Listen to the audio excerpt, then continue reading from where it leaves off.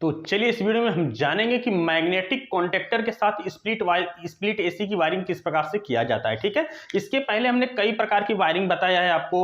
एक PSC wiring बताया है, दूसरा सीएसआर बताया है और तीसरा डबल कैपेसिटर। आज ये हमारा होगा चौथी वीडियो होगी जिसके अंदर हम जानेंगे कि स्प्लिट एसी का जो मैग्नेटिक कॉन्टेक्टर होता है, यहाँ पे आपको दिख रहा है, इस मैग्नेटिक कॉन्टेक्टर के साथ किस प्रकार से स्प्लिट एसी की वायरिंग की जाती है। क्योंकि ई अगर एसी के अंदर मिल जाता है तो घबरा जाते हैं कि हाँ इसकी वायरिंग किस प्रकार से करना होगा। ठीक है, लेकिन इसके साथ भी वायरिंग करना हमारा काफी क्या होता है, आसान होता है। तो अगर पिछली वाली अगर वीडियो आप देखे होंगे तो बहुत ही आप इस वीडियो को बड़ी आसानी से क्या करेंगे, समझ जाएंगे कि हाँ मैग्नेटिक कॉन्टेक्टर के साथ किस प्रकार से वायरिंग किया जाता है। ठीक है, मैग्नेटिक कॉन्टेक्टर लगता क्यों है, देखिए जो हमारे कंप्रेसर होते हैं ना, जो भारी कंप्रेसर होते हैं, उनको चलाने के लिए इस कॉन्टेक्टर का प्रयोग किया जाता है। ठीक है, तो हमें क्या करना होगा कि इस वायरिंग को सीखना होगा। तो आपको पता होगा कि इनडोर होता है, दूसरा हमारा क्या होता है, आउटडोर होता है। तो हमने पहले ही आपको बताया है कि स्प्लिट एसी की जो वायरिंग होती है ना, जो 4-5 प्रकार से किया जाता है, तो उसमें हमारा सिर्फ आउटडोर के अंदर चेंजेस होते हैं। किसके अंदर, आउटडोर के अंदर चेंजेस होते हैं। इनडोर के अंदर कभी भी हमारा कोई भी चेंजेस नहीं होता है। जैसे पहले वायरिंग में था, दूसरी वायरिंग में, तीसरी वायरिंग में, वैसे ही हमारा क्या होगा, चौथे वायरिंग में भी इनडोर का इस्तेमाल किया गया होगा। समझ रहे ना। तो आप आज समझ जाइएगा कि स्प्लिट एसी के इनडोर के अंदर कोई भी चेंजेस नहीं होते हैं। जो हमारे चेंजेस होते हैं सिर्फ आउटडोर के अंदर चेंजेस होते हैं। ठीक है, तो चलिए हम यहां पर भी आपको बता देते हैं कि इनडोर के अंदर पीसीबी होती है और पीसीबी से पूरा पॉइंट हमारा क्या होता है, कनेक्ट होता है। क्योंकि जैक टू जैक होते हैं तो इसमें बहुत ज्यादा दिमाग लगाने की जरूरत नहीं है। ठीक है, ये रूम सेंसर का एक जैक होता है, कॉइल सेंसर लगा होता है, स्विंग मोटर होता है और यहां पर ब्लोअर फैन होता है, डिस्प्ले होता है और ट्रांसफार्मर होते हैं। ठीक है, तो सबका इनका क्या होता है, एक जैक होता है और दूसरे का जैक दूसरे में कभी भी हमारा लगता नहीं है। ठीक है, इसमें रिले होते हैं, रिले पे हमेशा 2 पॉइंट होंगे, एक एल होगा, दूसरा सीओएमपी होगा। यानी एल का मतलब होगा लाइन को इन करवाना, सीओएमपी का मतलब होगा कि आउट करवाना। ठीक है, और यहां पर हमारे पीसीबी पे एन लिखा होगा, तो यहां पर एल देंगे, यहां पर एन देंगे, तो पीसीबी के अंदर जिनको जिनको फेस और न्यूट्रल की आवश्यकता है उसको क्या हो जाएगा, मिल जाएगा। ठीक है, अब देखिए अगर कॉन्टेक्टर के साथ वायरिंग करना है, मैग्नेटिक कॉन्टेक्टर के साथ, तो बहुत ही आसानी से आप कर सकते हैं। ठीक है, इसमें जंक्शन होते हैं, तो हमें जंक्शन को पहले समझना होगा। एक जंक्शन पे देख रहे हैं पी लिखा है, फिर यहां पर एन लिखा हुआ है, फिर एन लिखा हुआ है, फिर सीपी लिखा होगा। सीपी का मतलब होता है कॉन्टेक्टर पॉइंट, समझ रहे ना। अगर जंक्शन पे सीपी लिखा होता है तो समझ जाइएगा इसका मतलब होता है कॉन्टेक्टर पॉइंट। और हमारा आउटडोर का जो जंक्शन होता है इस पे भी क्या लिखा होगा, सीपी लिखा होगा, पी लिखा होगा, एन लिखा होगा और ई लिखा होगा। ठीक है, इसमें हमारे क्या होते हैं कि तार थोड़े से हमारे क्या होते हैं, बढ़ जाते हैं। यानी 4-4, 5-5 तार हमारे किसके लिए जाते हैं, आउटडोर के लिए जाते हैं। और इसी को देख करके लोग क्या होते हैं, घबरा जाते हैं कि अरे यार इतना सारा वायर आउटडोर से इनडोर के अंदर जा रहा है, तो इसका रीजन क्या होगा। इसमें रीजन कुछ भी नहीं होता है, ध्यान से समझिएगा। बस इस पे क्या होगा, जो सीपी लिखा होगा ना, वो कॉन्टेक्टर पॉइंट होगा। इस पे भी सीपी लिखा होगा और इनडोर के अंदर और आउटडोर के अंदर भी सीपी लिखा होगा, तो कॉन्टेक्टर पॉइंट होगा। समझ रहे ना। तो अब हमें करना कैसे है, इसकी वायरिंग कैसे होती है, ध्यान से देखिएगा। तो सबसे पहले जो मेन लीड का फेस होता है ना, ध्यान से, जो मेन लीड का फेस होता है सबसे पहले हमारा जाता है आउटडोर के पी वाले पॉइंट में। देखिए अब इनडोर से डायरेक्ट फेस हमारा कहां गया, आउटडोर के पास चला गया। देख रहे हैं ना, कहां गया, आउटडोर के पास। सबसे पहले मेन लीड का जो फेस हमारा होता है आउटडोर में जाता है और फिर हमारा आउटडोर से आउट होकर के एक तार हमारा आता है किसके लिए, पीसीबी के पी वाले पॉइंट के लिए। देख रहे हैं ना, वही फेस हमारा, 2 तार आपको मिल गए इसी जगह। देख रहे हैं ना, बस वही घुमाने वाला काम होता है। इस वायरिंग में क्या होता है, चीजों को घुमाया जाता है। देखिए वही फेस हमारा गया आउटडोर में पी वाले में और उसी जगह से फिर हमारा कहां आ गया, इनडोर के पी वाले में। अब यहां से हमारा आउट होगा तो पीसीबी के एल वाले पॉइंट में हमारा क्या होता है,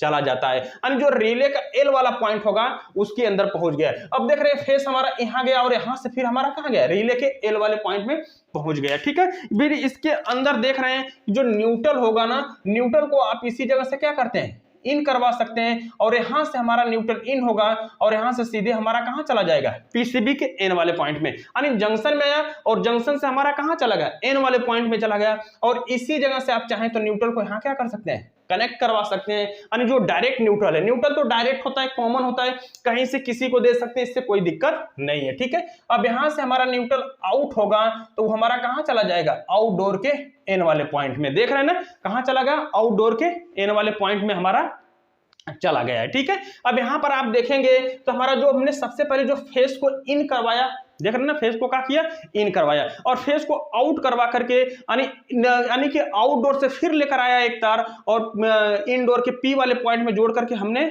पीसीबी को दे दिया। यानी इनडोर के अंदर फेस आ चुका है और यहां से हमारा एन वाले पॉइंट से क्या, न्यूट्रल आ चुका है। अब इस पीसीबी के अंदर यानी कि इनडोर के अंदर जिसको जिसको न्यूट्रल और फेस की आवश्यकता होगी, यहां से क्या हो जाएगा, मिल जाएगा। यहां ट्रांसफार्मर का काम होता है कि जिनको जिनको डीसी सप्लाई चाहिए उसको ये दे देता है। तो डिस्प्ले को डीसी चाहिए, इन कॉइलो सेंसरों को चाहिए, स्विंग मोटर को चाहिए, तो जिनको जिनको भी डीसी चाहिए वहां से ट्रांसफार्मर कन्वर्ट करके क्या करेगा, दे देगा। ठीक है, इसके बाद देखिए अब हमारा क्या होता है कि यहां से जो P वाला पॉइंट होता है ना, ध्यान से समझिएगा, अब इसी जगह आपको समझना होगा। तो जो आपने मेन फेस को इन करके फिर उसी फेस को आउट किया, तो इस जंक्शन में जो P लेकर आया ना, तो जंक्शन से हमारा आउट होता है, तो कॉन्टेक्टर के ऊपर वाले पॉइंट में हमें क्या कर देना होगा, इन कर देना होगा। समझ रहे ना, जो कंडक्टर होता है तो जो बीच वाला पॉइंट होता है ना, सामने वाला पॉइंट होता है, उसमें फेस को हमें क्या करेंगे, इन कर देंगे।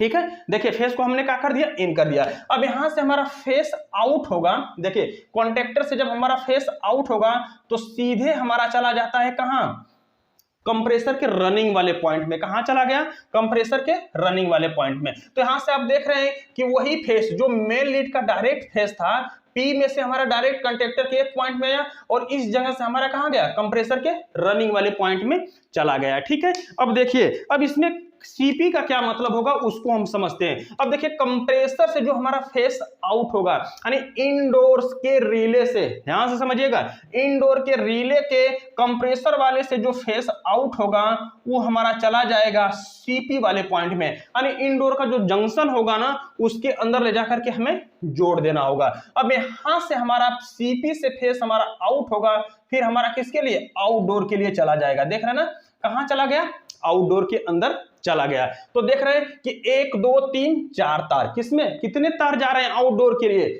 4 तार गए। तो सीपी वाले यानी सीपी जो जुड़ता है वो कंप्रेसर वाले पॉइंट से जाता है। हमारा जो कंप्रेसर की जो रिले जो हमारा कंप्रेसर के लिए सप्लाई आउट करती है ना, तो सीपी पॉइंट होता है, कॉन्टेक्टर पॉइंट होता है। यहां से हमारा वहां चला गया। ठीक है, अब यहां से हमारा फेस जब निकलता है सीपी वाले पॉइंट से, तो कॉन्टेक्टर के दो तरफ, एक तरफ ऐसे पिन होती है, दोनों तरफ पिन होती है। तो एक तरफ हम न्यूट्रल देते हैं, एक तरफ क्या करते हैं, फेस देते हैं। समझ रहे हैं, ध्यान से समझिएगा। कॉन्टेक्टर का एक तरफ जो पिन होती है न्यूट्रल दिया जाता है, एक तरफ क्या दिया जाता है, फेस दिया जाता है। तो जिधर मन कर उधर न्यूट्रल दीजिए, जिधर मन कर उधर क्या करिए, फेस दीजिए, इससे कोई दिक्कत नहीं है। तो जो सीपी वाला फेस है, जो पीसीबी से फेस आउट हो करके आ रहा है, उसी फेस को ले जा करके कॉन्ट्रेक्टर के एक पॉइंट पे हमें क्या कर देना होगा, कनेक्ट कर देना होगा। समझ रहे ना, यानी कि कंप्रेसर का जो फेस निकल रहा है, यानी जो पीसीबी से फेस निकल रहा है कंप्रेसर को कंट्रोल करने के लिए, यहां से फेस ले जाकर के हमें यहां क्या कर देंगे, कनेक्ट कर देंगे। ठीक है,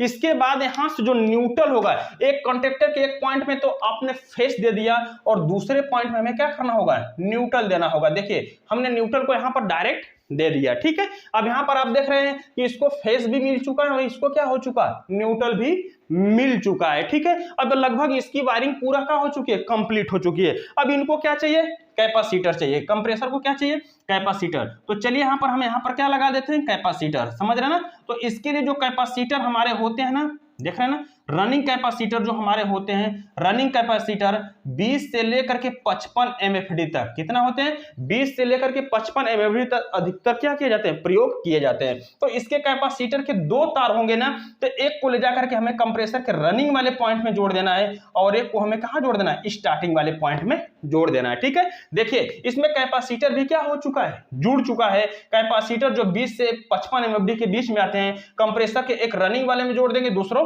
स्टार्टिंग वाले पॉइंट में हमें जोड़ देना है। अब देखिए यहां पर कंडेंसर फैन भी लगा हुआ है, तो इसको भी कैपेसिटर चाहिए ना, तो चलिए यहां पर हम कैपेसिटर इसको भी क्या करते हैं, जोड़ देते हैं। जो इसके अंदर जो कैपेसिटर का एक तार होगा स्टार्टिंग में जाएगा और दूसरा तार हमारा किस में जाएगा, रनिंग में जाएगा। तो ये जो हमारे कैपेसिटर होते हैं ना, ये भी हमारे क्या रनिंग कैपेसिटर होते हैं जो कि 4 से 6 एमएफडी तक अधिकतर प्रयोग किए जाते हैं। कितना? 4 से 6 एमएफडी तक प्रयोग किए जाते हैं। तो देख रहे हैं कि इनको क्या मिल चुका? फेस मिल चुका है। अब इस कंप्रेसर को क्या चाहिए? न्यूट्रल चाहिए। तो न्यूट्रल हम क्या करेंगे? डायरेक्ट देंगे यहां से। देखिए यहां से जो हमारा न्यूट्रल होगा ना, इसी जगह से न्यूट्रल लेकर आएंगे और डायरेक्ट हमें कहां दे देना है?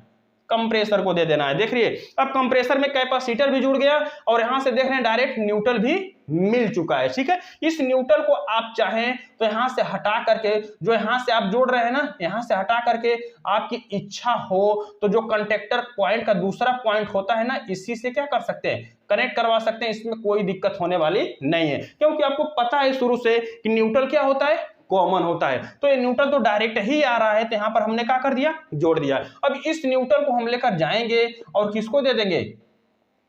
कंडेंसर के कॉमन वाले पॉइंट में हमें जोड़ देना होगा। ठीक है, कंडेंसर को तो न्यूट्रल मिल चुका, कंडेंसर फैन को क्या मिल चुका? न्यूट्रल मिल चुका। अब इसको क्या चाहिए? फेस चाहिए। तो फेस तो हमें देना होगा सीधे सीधे जो मेन फेस होगा ना, जो मेन फेस आ रहा है, इसी जगह से यहां से फेस को हमें क्या करना होगा? आउट करना होगा और लेकर के आएंगे और हमें कंप्रेसर का कहां दे देना होगा? रनिंग वाले पॉइंट में। यानी जो कंडेंसर फैन होगा, कंडेंसर फैन के रनिंग वाले पॉइंट में हमने यहां से डायरेक्ट क्या कर दिया? फेस को दे दिया है। ठीक है ना? तो आप देख रहे हैं कि थोड़ा सा इसकी वायरिंग आपको डिफिकल्ट नजर आ रही होगी, लेकिन ध्यान से इस वीडियो को आप देखे होंगे तो आप बड़ी आसानी से क्या करेंगे? समझ जाएंगे। अब देखिए, जैसे इस मेन लीड को हम क्या करते हैं? मेन लीड को पावर में लगाते हैं। अब डायरेक्ट हमारी सप्लाई कहां जाती है?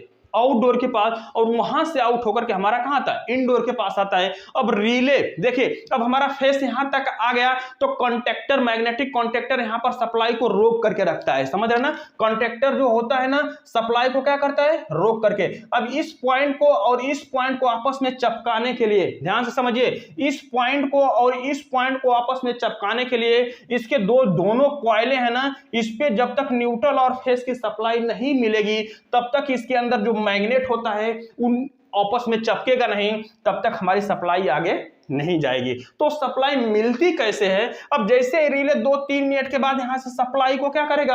आउट करेगा। ध्यान से समझिएगा, जैसे ही रिले 2-3 मिनट के बाद सप्लाई को आउट करेगा, तुरंत सप्लाई हमारे कहां आएगी? कॉन्टेक्टर के एक पॉइंट में आएगी और न्यूट्रल डायरेक्ट हमारे यहां पर क्या है? मिला हुआ है। जैसे यहां से पीसीबी से यहां से सप्लाई आउट होती है, वैसे ही ये जो दोनों पॉइंट होते हैं आपस में ऐसे क्या होते हैं? कनेक्ट हो जाते हैं। समझ रहे हैं? ऐसे कनेक्ट हो जाते हैं। और जब ये दोनों, जब तक आपस में, देखिए, जब तक यहां से सीपी वाले पॉइंट से सप्लाई निकलती रहेगी, ध्यान से समझिएगा, जब तक सीपी वाले पॉइंट से, यानी कंप्रेसर, रिले का कंप्रेसर वाले पॉइंट से सप्लाई निकलती रहेगी, तब तक ही ये दोनों पॉइंट आपस में क्या होंगे? एक होंगे। इससे फायदा ही होता है कि हमारा जो पीसीबी होती है ना, पीसीबी पे लोड नहीं पड़ता है, ये खाली कॉइल को सप्लाई दे रही है। किसको दे रही है?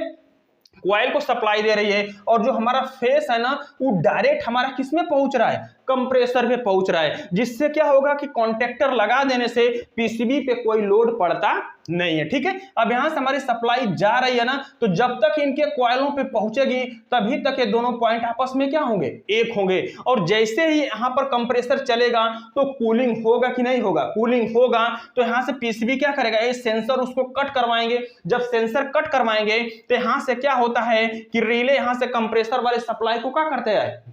डिस्कनेक्ट कर देता है, यानी काट देता है। जैसे यहां से सप्लाई को काटेगा, यहां सप्लाई आना क्या हो जाएगी? बंद हो जाएगी। जैसे इस एक कॉइल पे सप्लाई आना बंद हो गई, वैसे ही दोनों पॉइंट आपस से क्या हो जाएंगे? हट जाएंगे और हमारा कंप्रेसर क्या हो जाएगा? बंद हो जाएगा। समझ रहे ना? तो कुल मिला जुला करके ये जो कंडक्टर होता है ना, कंडक्टर के माध्यम से सप्लाई को क्या कर दिया जाता है? बाईपास किया जाता है। जो मेन सप्लाई आती है उसको बाईपास कर दिया जाता है और रिले से जो सप्लाई यहां से निकलती है उसको कंडक्टर के एक पॉइंट में हम क्या करते हैं? जोड़ देते हैं। तो जब जब रिले के इस पॉइंट से, जब जब रिले के इस वाले पॉइंट से कंडक्टर को इस कॉइल पे सप्लाई जाएगी, तब तब ये क्या करेगा? दोनों पॉइंटों को आपस में चिपका देगा। इसकी जो सप्लाई होती है ना, बस इसके अंदर जो मैग्नेट होता है कंडक्टर के अंदर, उस दोनों को आपस में क्या करने के लिए?